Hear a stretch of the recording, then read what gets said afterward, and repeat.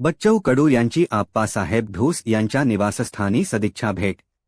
नगरसेविका पल्लवी वैभव ढूस यांचे बच्चू कडू यांचे कडून अभिनंदन। देवळाली प्रवरा। प्रहार जनशक्ती पक्षाचे संस्थापक बच्चू कडू यांनी आज देवळाली प्रवरा येथे आंतरराष्ट्रीय खेळाडू तथा प्रहार जनशक्ती पक्षाचे जिल्हा उपाध्यक्ष आप्पासाहेब ढूस यांच्या निवासस्थानी सदिच्छा भेट दिली। प्रसंगी ढूस परिवाराचे वतीने आप्पासाहेब ढूस, पत्नी नंदा ढूस, मुलगा प्रसाद ढूस यांनी ढूस परिवाराचे वतीने बच्चू कडू यांचे शाल व वृक्ष भेट देऊन स्वागत केले। आप्पासाहेब ढूस यांच्या सुनबाई पल्लवी वैभव ढूस या देवळाली प्रवरा नगरपालिकेत भरघोस मताने विजयी झाल्याबद्दल बच्चू कडू यांनी नगरसेविका पल्लवी ढूस यांचे शाल व बुके देऊन बच्चू कडू यांनी अभिनंदन केले।